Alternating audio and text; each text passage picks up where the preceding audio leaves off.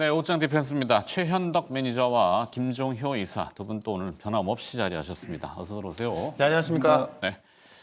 자, 오늘 시장이 좀 제법 또 오르고 있습니다만 아직도 배고프다. 뭐 히딩크 감독의 유명한 말이죠. 네. 지수가 어디로 어떻게 진행될지는 알 수 없으나 제가 느끼기에는 일단 해외에서 대한민국을 너무 우습게 봤다. 네, 아까 우리 삼양식품 얘기할 때 막 불닭볶음면 얘기했거든요. 우리가 이제 진짜 매운맛을 좀 보여줘야 될 텐데 뭐 바람대로 될지는 모르겠습니다만 김종효 이사가 보시기에는 오늘 시장 어떤 느낌인가요? 네, 어제 이제 그 연중 고점을 돌파하는 게 일단 중요하다. 오늘 뭐 엔비디아 때문에 내릴 수도 있지만 그와 상관없이 연고점을 일단 한번 벗겨내는 게 중요하고 그로 인해서 추가적으로 수급이 또 들어오고 개선될 만한 여지가 있다는 점에 초점을 맞출 필요가 있는 것이죠. 그래서 지금 뭐 전체적인 증시자금의 흐름을 봐도 그렇고 외국인들 입장에서도 우리나라 주식시장이 더 매력적으로 보이면 보일수록 채권으로 쏟았던 20조의 자금을 어떤 식으로든 밖으로 가져나가기보다는 옆으로 이동시킬 가능성이 더 높다고 보고 있기 때문에 네. 그다음에 우리나라도 이 성장이 떨어진다고 해서 지금 계속 금리도 낮추고 있고 금리도 낮아지고 있는 상황인데 금리가 바닥에 찼다고 하면 그러면 채권 선물에 투자했던 20조의 자금을 금리가 터닝해서 채권 가격이 떨어질 것 같으면 채권 선물에 머물고 있는 게 맞나라는 판단을 자연스럽게 할 수밖에 없잖아요. 그러니까 외국인들이 채권을 들고 있을 때 이익은 채권 가격이 강세로 가거나 환율이 초강세를 보여서 채권의 이익을 상기할 만큼의 환율 이익이 나야 채권 보유가 가능할 텐데 만약에 채권도 이제 금리가 바닥을 치고 우리의 성장도 상반기 바닥, 하반기에는 터닝을 한다면 채권 쪽으로 들어가 있는 자금들이 뭐 일부는 빠져나갈 수도 있고 일부는 또 시장을 옮길 수도 있는 거죠. 그다음에 주식시장의 밸류업을 통해서 분기 배당을 하는 종목군들이 점점 늘어난다면 채권의 현금 흐름을 추종하면서도 전체적으로 저평가되어 있는 한국 주식이 많기 때문에 저는 뭐 그런 관점에서 보면 뭐 최근의 시장 흐름도 괜찮고 앞으로도 괜찮아질 가능성은 있다. 여전히 그렇게 보고 있습니다. 네. 자, 수급 포인트 짚어주셨고 외국인 투자자들이 아직은 그렇게 적극적이진 않다는 정도. 어제 좀 주식을 샀고 오늘 올라가는데 오늘도 사긴 해요. 매수는 하는데 폭발적이다 내지는 쟤들이 이제 정신을 차렸나 이렇게까지는 아니고 뭐 채권 수익률과 복합적인 환이익 때문에 이게 좀 꼬인 건 아니고 하여튼 뭐 그런 게 있고 기관 투자자들은 사고 있고 그러니까 지수를 지금 누가 끌어올리느냐가 중요하잖아요. 일단 지금 개인 투자자들이 끌어올리면 항상 우리는 좀 불안한 거를 가지고 있기 때문에. 근데 이제 개인 투자자도 우리가 그 코로나 전 같은 경우는 보통 개인 투자자가 매수하면은 많이 빠지고 그랬었는데 네. 이게 요즘 스마트머니?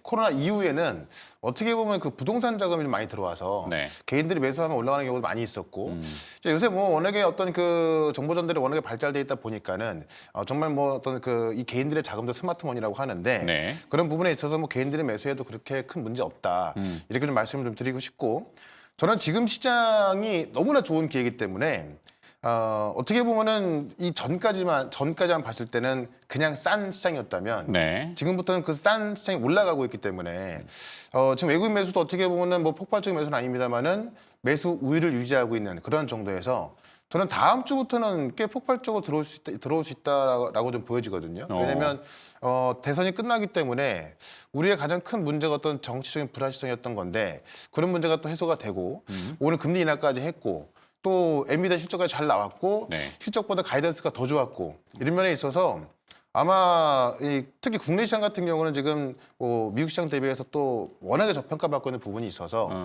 다음 주부터도 꽤 좋아질 것이기 때문에 아마 제가 볼 땐 이번 주가 뭐 가장 또 싸게 살 수 있는 기회가 아닌가 그렇게 좀 보고 있습니다. 역시 강한 믿음으로. 자, 이렇다 보니까 이제 지주사 중대형주가 좀 시세를 다시 선도하고 인덱스 지수를 끌어올리고 있긴 한데 그 대형주들이 움직이면 개인 투자자들은 비싸 이렇게 소외감 그러다 보니까 약간 중형 밑으로 소형주 중에 대안을 찾는 게 증권주이긴 한 것도 일부 있는 것 같아요. 증권주가 오늘 강하죠. 네, 근데 이제 증권주가 강해진 것은 최근에 뭐 거래 대금도 조금씩은 늘어나고 있고 고객인 탁금도 다시 증가하고 있는 상황이죠. 네. 연초가 50조 초반대였다는 걸 고려해 보면 이틀 전 기준으로 57조니까 꽤 이제 늘어난 거고요. 거기 보유 채권에 대한 가치 평가도 올라가고 오늘 채권 가격도 올랐겠으니까. 그렇죠. 그래서 전체적으로 지금 고객 예탁금도 조금씩 늘고 있는 상황이고 주식형 수익증권은 뭐 크게 늘고 있지는 않은데 증시가 이렇게 올라가면 이쪽으로 다시 좀 돈이 들어올 가능성. 그다음에 이미 분비되어 있는 수익증권에서 주식시장의 시가총액이 늘면 패시브 쪽은 자연스럽게 또 늘어나니까 그런 측면까지 고려해 보면 증권업에 있어서의 자금 동향은 일부 좀 긍정적인 측면이 있죠. 금리가 낮아지고 있다라는 점. 그다음에 금리가 높아지면 증권주의 악재냐? 그건 아니죠. 나중에 정말로 성장이 극에 달해서 뭔가 정책을 바꿔야 되는 그런 상황이 왔을 때 이제 금리 인상이 문제인 것이지 만약에 경제가 좋아져서 금리가 좋아진다? 이건 악재가 아니라 오히려 초기에 좋은 양상이거든요. 그래서 네. 지금 뭐 증권주는 그런 부분이 하나가 있을 거고 가장 제가 보기에 핵심 포인트는 다음 정부에서 증시 부양책을 뭐 누구나 쓴다고 하고 있는 데다가 그다음에 우리 증시가 한 단계 레벨업을 한 가장 결정적 이유는 뭡니까? 소위 우리 시장에서 또 ETF의 확산이죠. 네네네. 그러니까 주식시장에서 수익 낼 수 있는 상품이 그동안은 뭐 고객 계좌 끌어와서 무조건 회전만 돌리는 것이 증권사의 이익의 브로커리지 근거였는데 수수료들이 대부분. 그렇죠. 리테일 수수료가 근거였지만 지금은 그렇게 영업하는 증권사는 뭐 제가 알고 있기로는 거의 없고 자산을 늘려서 그 자산 자체의 규모가 커지는 것 그다음에 이제 상품 판매와 관련된 이익이 늘어나는 것이 핵심인데 네. 아마 다음 정부에서는 뭐 조각 투자라든지 STO라든지 추가적인 다양한 ETF 상품이라든지 뭐 그다음에 뭐 퇴직연금 이런 것들이 더 늘면 늘었지 줄어들 가능성이 없거든요. 그런 요인들과 더불어서 최근 밸류업 지수의 뭐 재조정 이런 것들까지 영향을 주면서 아마 이제 강세를 보이고 있는 것이 아닌가. 그래서 아마도 실제 정부가 출범하고 나면 오히려 상승폭이 꺾일 수 있을 것 같은데 네.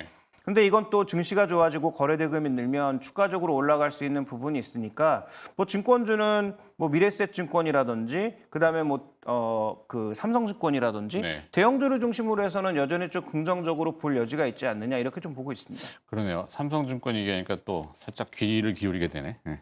삼성이 요즘 뭐 지배구조 때문에 이렇게 왔다 갔다 하는데 대부분 삼성증권 창구를 통해서 뭐 이렇게 뭐 또 하기 때문에 수수료가 또 그쪽으로 가릴 수가 있죠. 자, 그리고 또 은행, 증권, 건설, 뭐 대중주이기도 하지만 항상 우리가 이제 걱정하는 거는 제발 그 뻘짓이라고 하는 것들, 이상한 것들만 안 했으면 좋겠어요. 그래서 사고가 나면은 꼭 그 피해는 주주들이 다 있잖아요. 예, 감시 강화 이게 이제 아마 이제 상법 개정과 연관성이 또 있을 것 같고 네.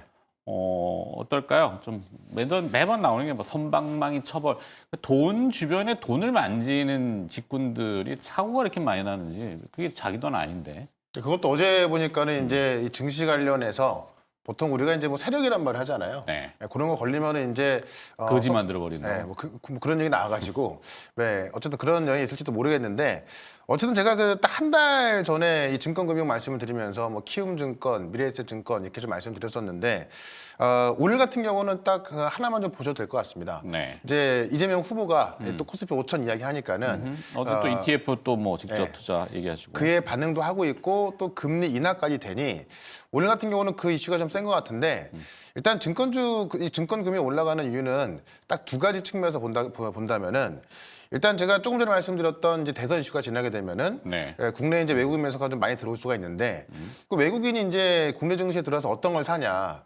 그러니까 외국인들이 어떤 단기 모멘텀을 봤을 때 당연히 우리가 지금 현재 시장의 주도주인 이 조방원, 조선 방산 원전 네. 이쪽도 살 것이고 또 최근에 과대량 폭주인 2차 전지 뭐 반도체 사겠지만 결국에는 장기 성격의 외국인 자금은 배당을 많이 주고 어떤 그 저평가되어 있는 그런 종목을 많이 산다는 얘기죠. 네. 그러면 배당을 가장 많이 주고 가장 저평가되어 있는 게 증권금융주이기 때문에 그런 면에 있어서 사실 뭐 한 두 달 전부터 증권금융 쪽으로 외국인 매수가 뭐 계속 들어옵니다. 그러다 네. 보니까 계속 올라가고 있는 거고 이게 저는 일단 이 새 정부가 들어서면서 그런 기대감도 있어서 새 정부 같은 경우는 지금 뭐 상법 개정도 이야기하고 있어서 뭐 배당 확대라든가 네. 어떤 그 순환 구조 개편이라든가 뭐 자사주 매입이라든가 이런 어떤 그 주주 관리를 이제 좀 할 수 있는 그런 쪽을 많이 이야기하고 있어서 그런 것도 있고요. 그러다 보니까 새 정부에 대한 기대감도 크고 근데 제가 지난번에 계속 몇 번 말씀드리고 있는데 6월 달에 이제 이 MSC의 선진지수 편입 그 결과가 나오는 게 아니라 거기에 들어갈 수 있는 그 관찰 지정국 대상에 나오거든요. 네. 그게 이제 25일 날 결정 나는데 그렇게 되면은 거의 50조에서 70조 되는 자금이 국내로 들어오게 되고 그 외국인 자금들은 이 패시브 자금이기 때문에 또 어떤 뭐 시총 위주로 막 들어온단 말이죠. 그럼 그런 면에서 또 증권주를 또 사는 것도 있고 그런 관점 봤을 때 사실 증권금융주는 뭐 건설주도 마찬가지고 지금 계속해서 우상향으로 갈 가능성이 꽤 크다 좀 보여집니다. 그런 네. 관점에서 오늘 같은 경우는 이 금리 인하와 어떤 그 정치적인 발언 때문에 급등이 나왔기 때문에 오늘 당장 뭐 추경 매수하기 힘들겠습니다만 조정이 나올 때마다 계속해서 매수 관점 보시면 좋을 것 같습니다. 네. 그래요. 좋아. 그다음에 뭘로 가야 되죠? 딴 생각하다가 지금 일로 왔네. 성장과 분배. 그거는 이제 상생으로 또 어떤 세법 개정도 약간 그러니까 기업을 거덜내겠다, 뭐 번 돈 다 내나 이게 아니잖아요. 그러면 기업은 뭐하러 경영하고 뭐 이렇게 막 벌면서를 하니까 거기에 이제 세법들을 균형을 맞춰서 잘 하리라고 차기 정부는 생각을 하겠고 그다음에 이제 다음 주제로 좀 넘어가서 반도체 얘기를 좀 넘어가야 돼. 엔비디아 호실적이 나왔어. 시간의 거래에서 지금 반등하고 있고 미국은 또 복합적으로 트럼프 대통령의 일방적인 그 밀어붙이기식 상호 관세를 연방 법원에서 제동을 걸었잖아요. 물론 이제 항소를 했지만 뭐 하여튼 그런 것들이 이제 우리 시장에 또 어떻게 영향을 줄까 하는데 반도체를 좀 풀어주신다면 엔비디아 실적에도 우리 반도체가 좀 그렇게 막 강하진 않다 이 얘기를 하던데. 네, 일단 어제 선반영의 일정 부분은 있었고 그다음에 이제 반도체는 아무래도 워낙 덩치가 크다 보니까 가장 덩치가 큰 종목군들이 시가총액 1, 2위로 있다 보니까 이런 종목군들의 수급이 얼마나 유입되느냐가 또 주요 결정 요인이기 때문에 오늘 외국인들의 전반적인 그 대응 관점은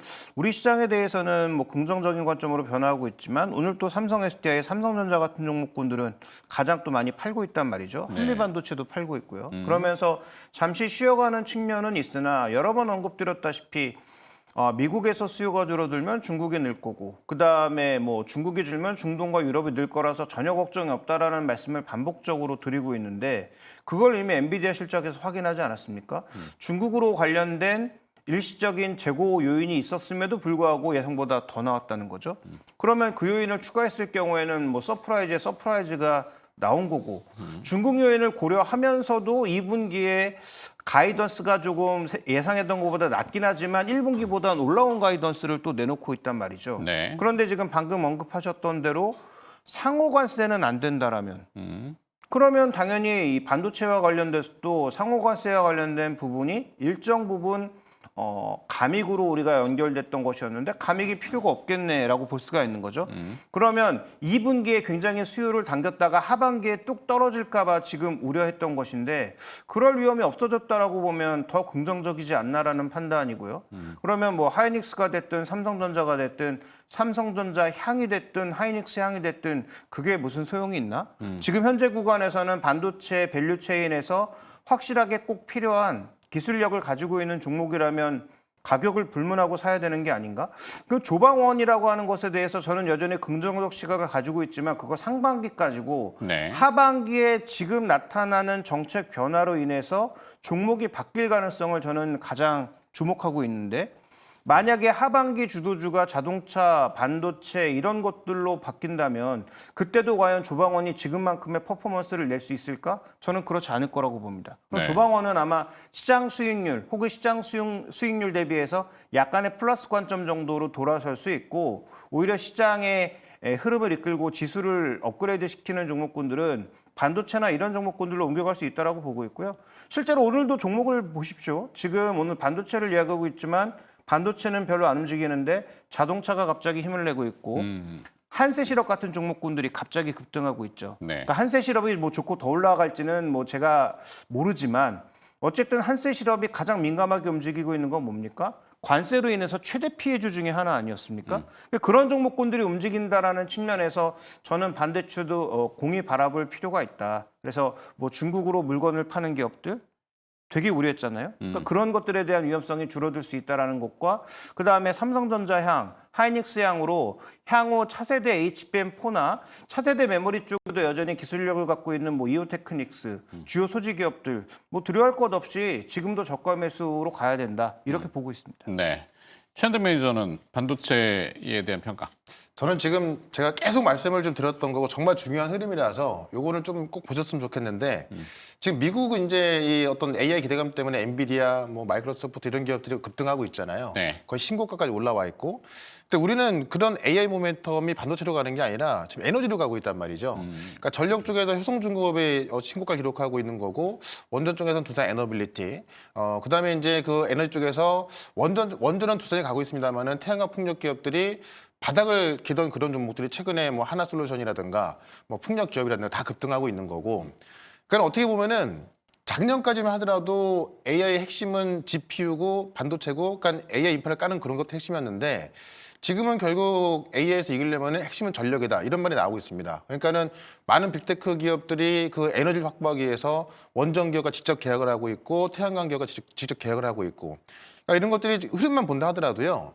지금 미국 기업은 엔비디아 같은 반도체 기업이 신고가지만은 우리나라는 반도체 기업은 아직까지 바닥을 기고 있고 에너지 기업이 신고가 가고 있는 거거든요.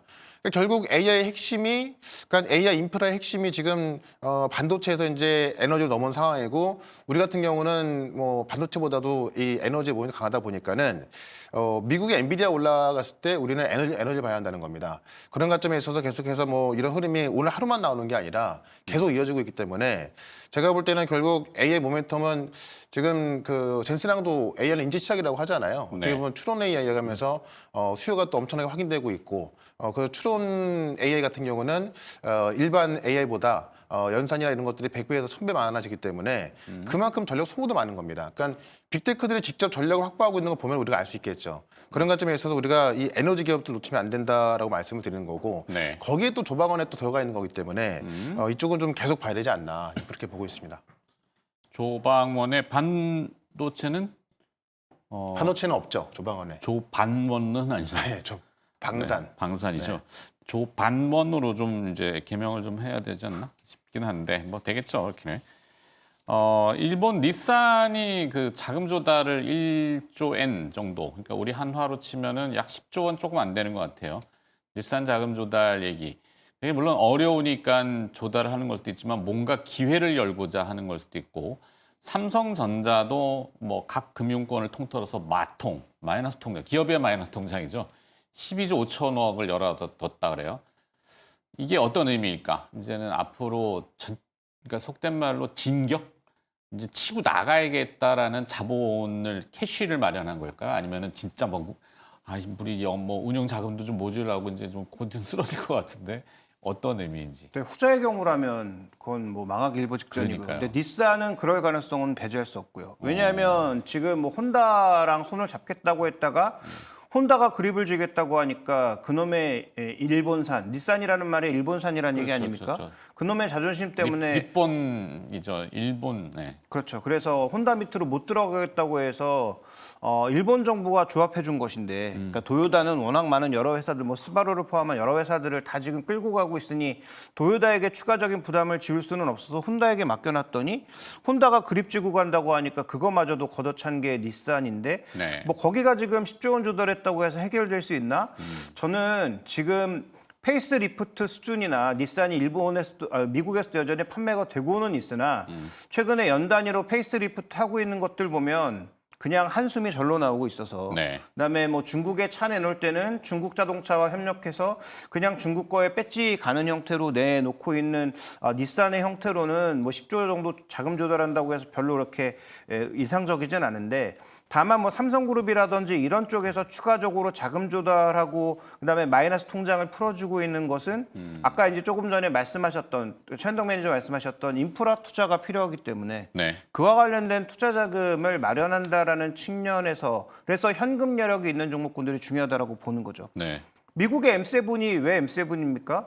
저는 그 M이 머니도 된다고 봅니다. 매그니피션트의 의미도 있지만 저는 머니의 의미도 있다고 보거든요. 좋은 해석인데. 현금 여력이 제일 많은 회사들이에요. 그러니까 추가적으로 뭔가 소위 돈싸움으로 갔을 때 돈싸움으로도 지지 않을 기업들이 M7이거든요. 네. 근데 우리나라 M7에 비길 수 있을 정도로 현금 들고 있는 기업은 삼성전자 빼면 없지 않나? 그다음에 삼성생명이라든지 이런 기업들의 자금력이 과연 뭐 글로벌리하게 뒤처질까? 생각해 보면 더 치열하게 싸우면 싸울수록 중소형주 쪽에 살아남을 확률은 좀 줄고 현금 여력도 많고 투자 여력이 있는 회사들이 어떤 식으로든 살아남을 가능성이 높다라는 측면에서 봤을 때 뭐 삼성전자나 이 국내 기업들 중에서 현금 여력이 좀 마련돼 있는 기업들은 또 하나 이제 뭐 M7과 같은 그런 효과가 있을 수 있다 이렇게 보고 네. 있습니다. 자, 닛산과 그 삼성전자 얘기를 해드린 건 결국에는 삼성전자의 주가 그리고 또 현대차, 기아차의 주가.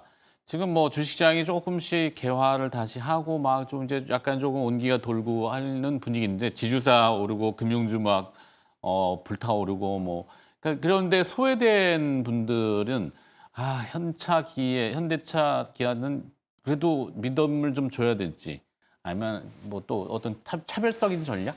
그러니까 사실 오늘 그 자동차가 올라간 이유는 제가 네. 볼 때는 오늘 아침에 이제 이게 지금 오른 건 뭐 조금 뒷꼬리만 골랐는데 이게 뭐 올랐다고 할 수 있나요? 그래도 이제 뭐 최근에 빠진 것 대비해서는 이렇게 올라간 적이 없었기 때문에 오늘 뭐 급등 나오는 것 같은데, 그러니까 그 미국의 이제 그 법원에서 이 네. 트럼프의 관세가 무효다 이렇게 판결 났지 않습니까? 제동을 걸었죠. 네. 물론 그게 이제 뭐 트럼프가 또 항고를 했고 이게 그 트럼프 1기 때도 있었던 거기 때문에 이것 때문에 뭐 관세가 막히거나 그러지는 않을 텐데 네. 어쨌든 관세에 있어서 가장 피해를 봤던 쪽이 뭐 자동차다 보니까 아마 그런 면에 있어서 아까 좀 김종인 의사가 얘기했던 네. 뭐 감이익이나 아니면 대선 충당을 미리 쌓아뒀던 거를 이제 다시 이익으로 만약에 관세가 진짜 좀 조절이 되거나 뭐 그렇게 과하게 맞지만 않는다면은 아무래도 이제 트럼프 입장에선 뭐 이 전처럼 강하게 할 수는 없겠죠. 이게 뭐 싸우겠지만은 그 전처럼 뭐 막 할 수는 없을 것 같고 네.